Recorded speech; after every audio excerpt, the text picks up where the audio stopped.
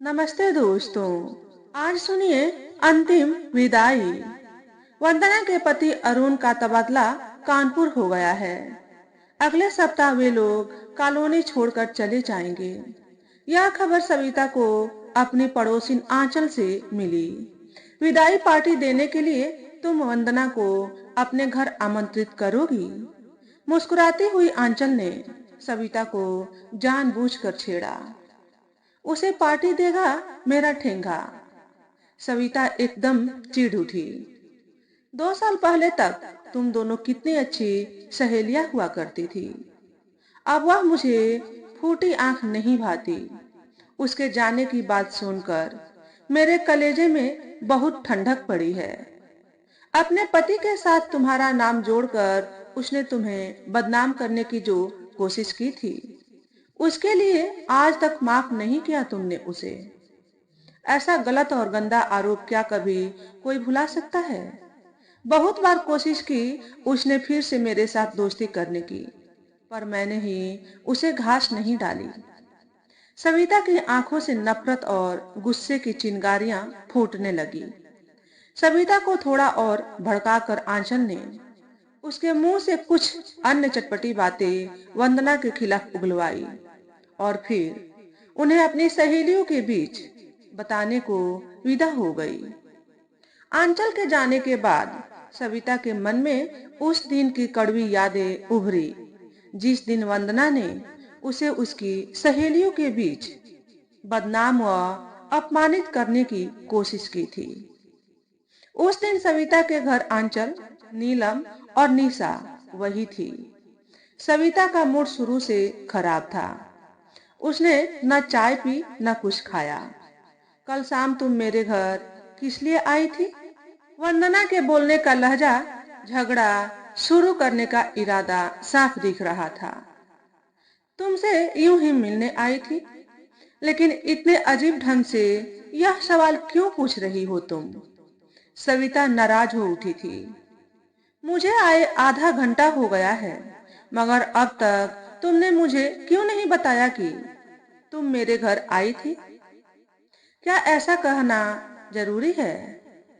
मेरे सवाल का जवाब दो सविता। मैं भूल गई थी तुम्हें बताना। भूल गई या इस बात को छिपाना चाह रही हो? वंदना ने चुभते लहजे में पूछा। मैं मामूली सी तुम्हारे घर जाने की बात भला क्यों छिपाना चाहूंगी? गुस्साए सविता की आवाज ऊंची हो गई। अपनी गंदी हरकतों पर कौन पर्दा नहीं डालना चाहता?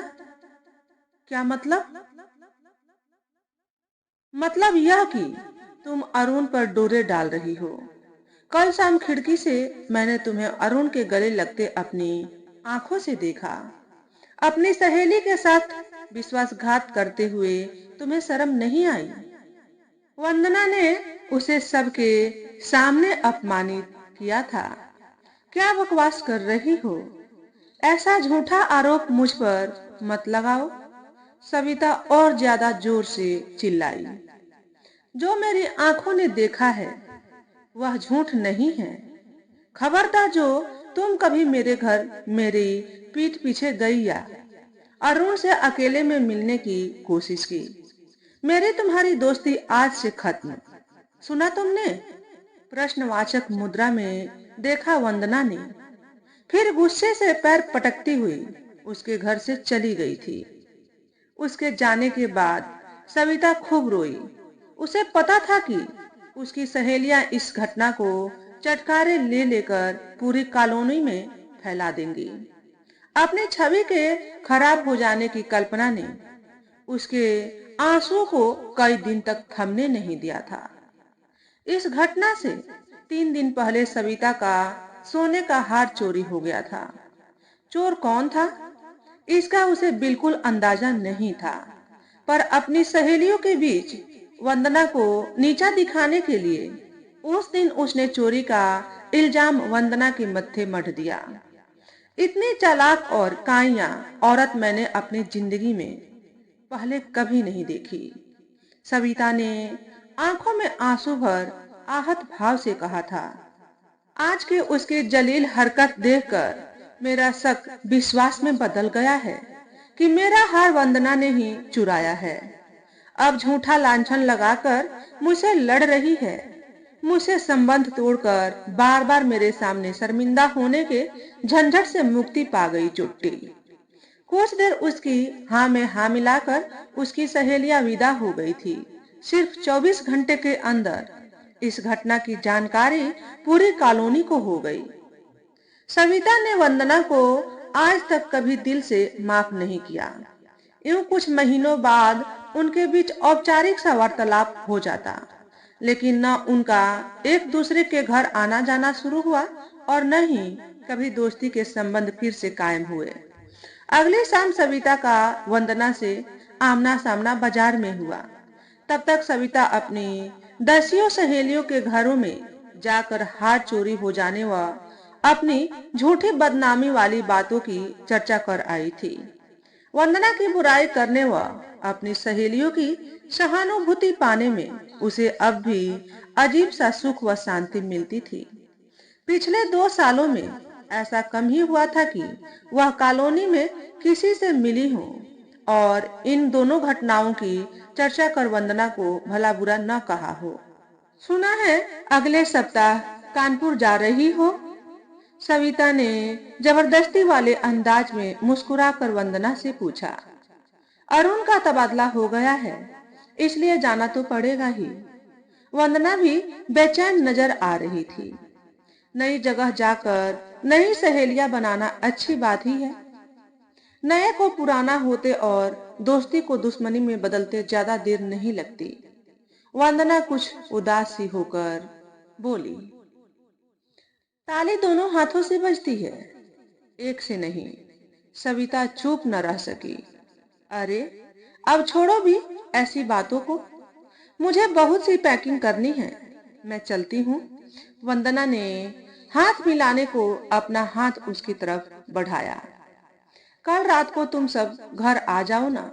अचानक यूं आमंत्रित करके सविता खुद भी हैरान हो उठी। कल तो आंचल ने बुलाया है, गुड बाय कहने के लिए। मैं वैसे तुम्हारे यहाँ आऊंगी जरूर।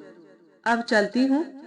वंदना इस अंदाज में अपने घर की तरफ चली मानो आगे कुछ कहने में उसे बहुत कठिनाई होती। इस मुलाकात ने सविता के सोच और यादों की धारा को मोड़ दिया। वंदना के साथ झगड़ने से पहले के समय की बहुत सी मुख्य घटनाएं उसके जेहन में घूमने लगी। अपने बेटे राहुल के होने के समय वह 3 दिन तक नर्सिंग होम में रही थी। तब और बाद में भी उसकी घर गृहस्थी संभालने में वंदना ने पूरा योगदान दिया था। सप्ताह में 3-4 बार वह एक दूसरे के यहाँ जरूर खाना खाते। कई बार पिकनिक मनाने व फिल्में देखने साथ ही गए। जन्मदिन या शादी की वर्षगांठ जैसे समारोह में बिल्कुल अपनों की तरह शामिल होते। वंदना को अपनी ससुराल वालों की नियमित रूप से आर्थिक सहायता करनी पड़ती थी। इस कारण उसका हाथ कभी-कभी बहुत तंग हो जाता। ऐसे मौकों पर 5-10 हजार रुपए की आर्थिक सहायता उसकी कई बार सविता ने की थी। एक समय सविता को लगता था कि उसने वंदना के रूप में बहुत अच्छी सहेली पा ली थी। फिर एक ही झटके में उनकी दोस्ती दुश्मनी में बदल गई। सविता के दिल में वंदना के प्रति नफरत भी उतनी ही गहरी बनी जितना गहरा कभी प्यार होता था। उसे बदनाम करने या उसका काम बिगाड़ने का कोई मौका सविता कभी नहीं चुकी। वंदना की आंखों में भी वह अपने प्रति सदा नाराजगी व नफरत के भाव पाती। झगड़े के बाद एक दूसरे से सिर्फ नमस्ते शुरू करने में उन्हें 6 महीने से ज्यादा का समय लगा। उनकी सहेलियों ने उनके बीच मनमुटाव बनाए रखने में पूरा योगदान दिया। वह एक के मुंह से दूसरे के खिलाफ निकली बातों को नमक मिर्च लगाकर इधर से उधर पहुंचाती।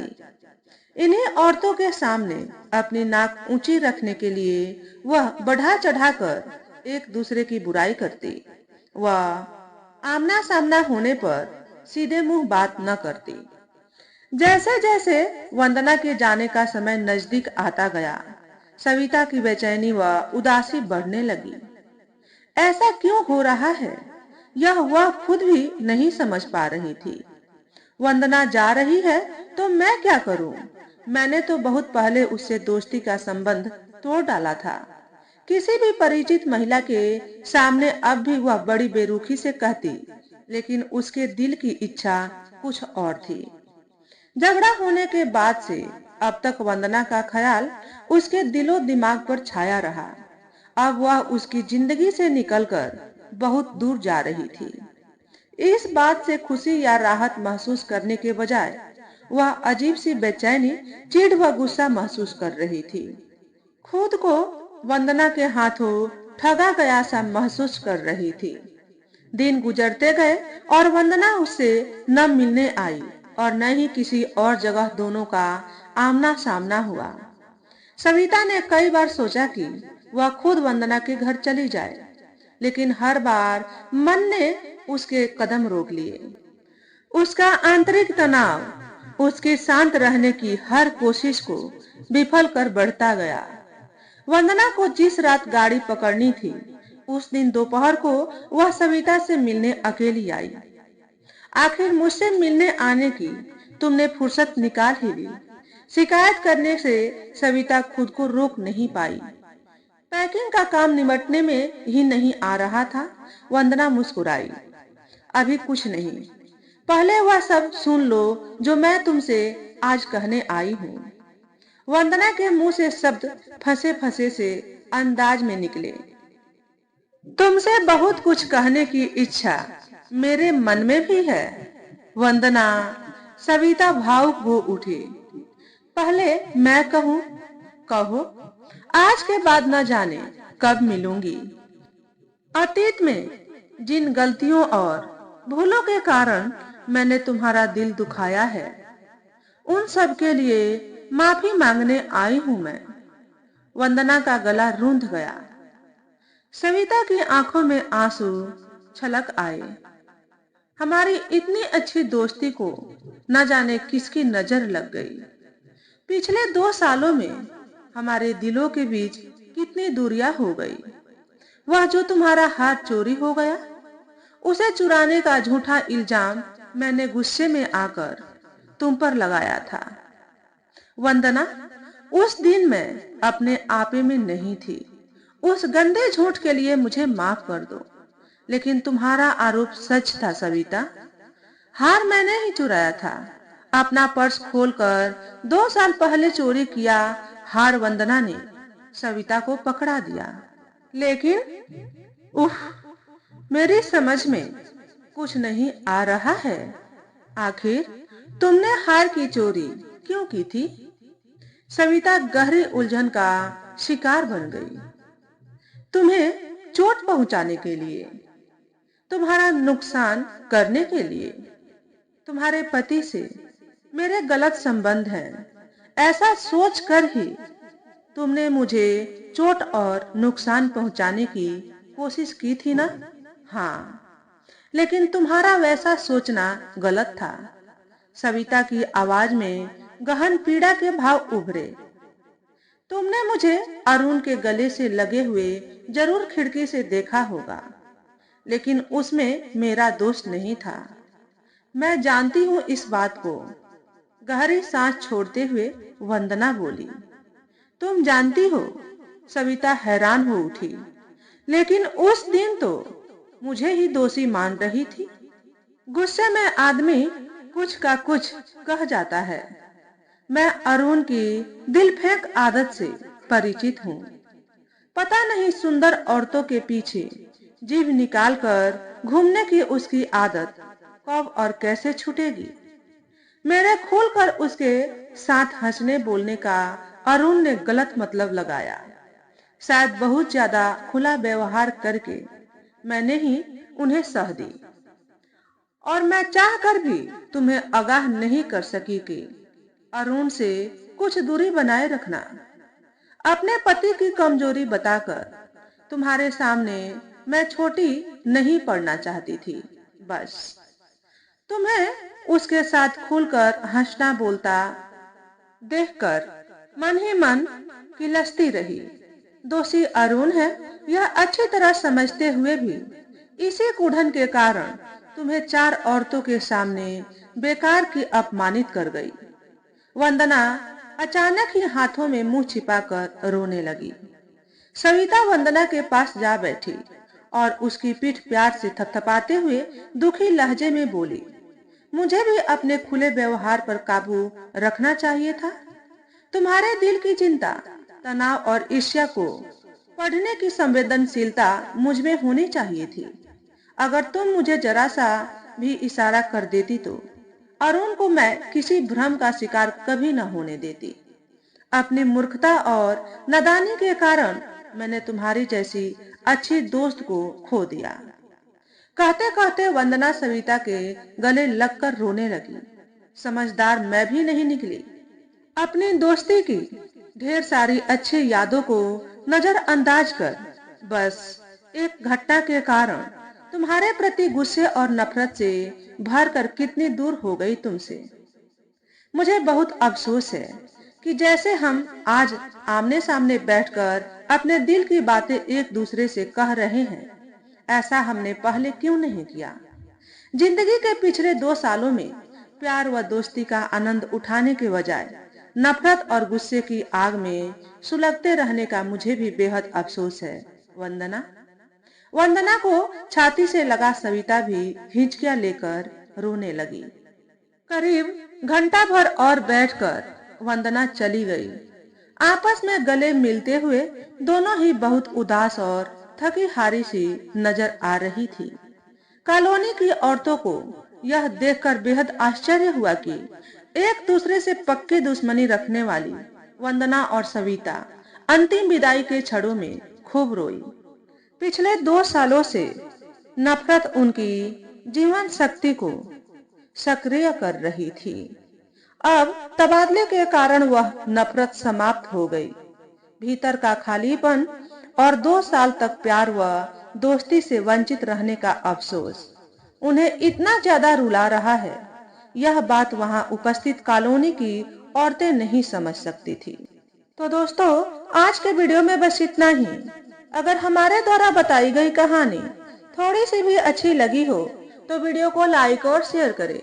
चैनल पर पहली बार आए हो तो चैनल को सब्सक्राइब करके बेल नोटिफिकेशन को ऑल पर सेट कर लें, ताकि आपको ऐसे ही अच्छे अच्छे वीडियो देखने को मिले। हमेशा खुश रहें, हमेशा स्वस्थ रहें। वीडियो देखने के लिए आपका बहुत बहुत धन्यवाद।